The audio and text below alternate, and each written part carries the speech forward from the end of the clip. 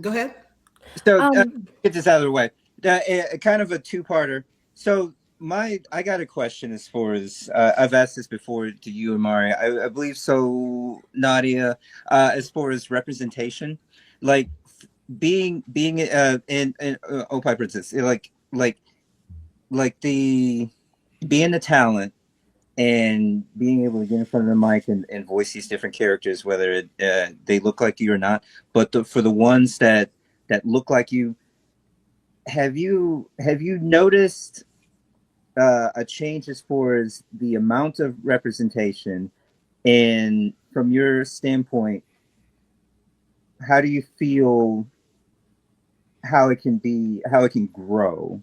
Uh, Mm, because it's one of those situations where, like, speaking at least on like anime, because it's in animation too as far as the character representation. Like, mm, I I keep going back to what I'm hearing in conversations is that, for live action, it's like, well, go hit up Tyler Perry, or but he has his audience. There's a reason behind that. And then right. with Will Packer, his audience, his base audience was the college scene. Now with animation, like, how can we? Because I don't want to be on the soapbox. Like see ourselves and see more of it, and not just like, okay, we're what we're accustomed to, like the full spectrum. We must create our own content. Straight up. Mhm. Mm. People need, if you're someone who's Latino, if you're someone who's South Asian, who's someone who's from Latin America, whatever. Like, I keep calling this Eddie Murphy thing, because Eddie Murphy was the first to really break grounds for black actors. Before, it was sort of like you had your signature one black actor, and then when Eddie Murphy came around, they were like, oh, we can make money. Like, MTV didn't want to show any kind of R&B artists when they first came out. They wouldn't show any black artists because they thought people didn't want to see black artists. And David Bowie was like, "Yo, why don't you have any black artists? Why don't you have any soul? Why don't you have any what's going on?" And they're like, "Well, we have people who they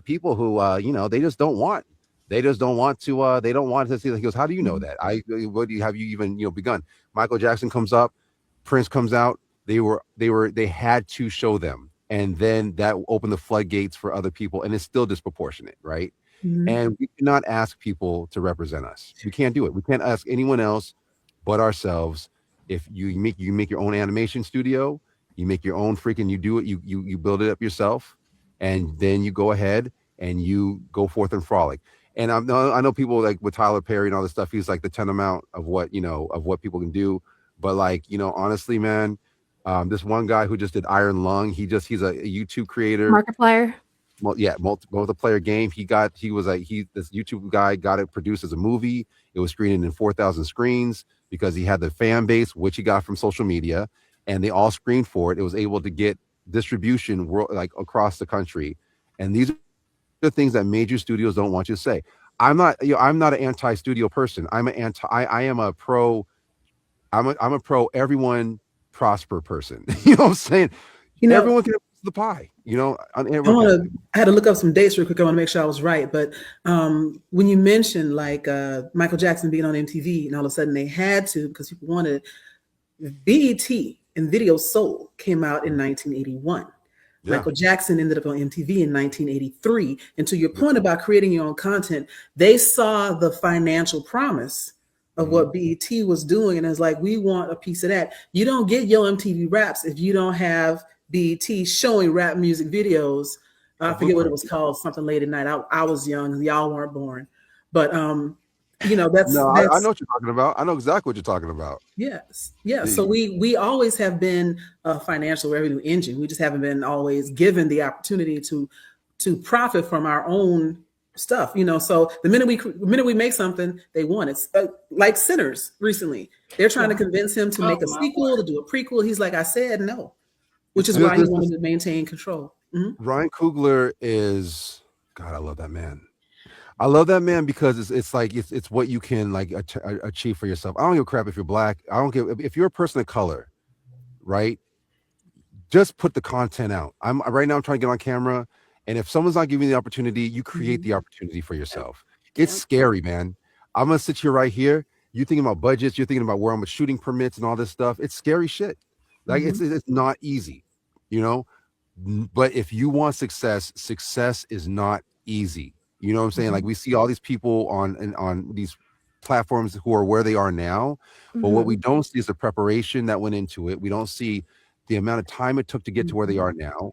We don't see the tears they cried. We don't see the worries they felt. We don't see the jobs that they got fired from. You know what I'm saying? Like, Success is also cringe. It's very cringe. Success can be very cringe. An overnight success takes years. Takes years.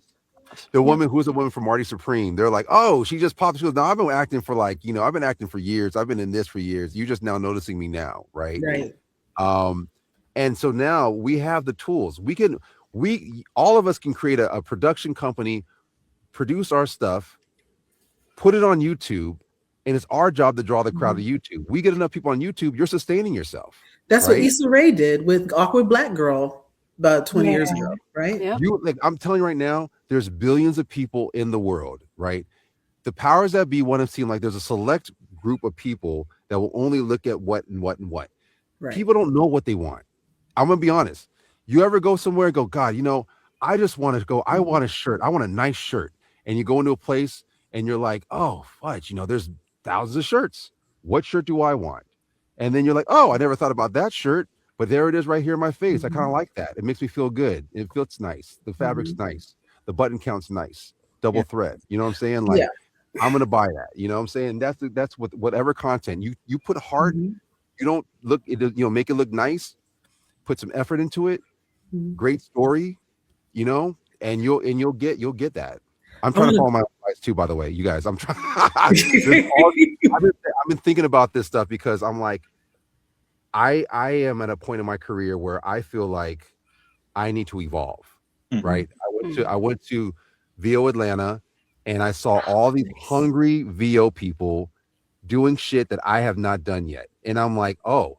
And then I'm going over all the stuff I did, and I'm like, God, how did I get that without, you know, like how, you know, I kind of had survivor's remorse because I'm like, damn, can I do that again? You know what I'm saying? And then things are changing. How do you control your destiny? Is by creating opportunities for yourself, even when you're there, right? You know, you don't stop. You don't rest on your laurels. Sorry, I'm on Gabby. I'll be quiet.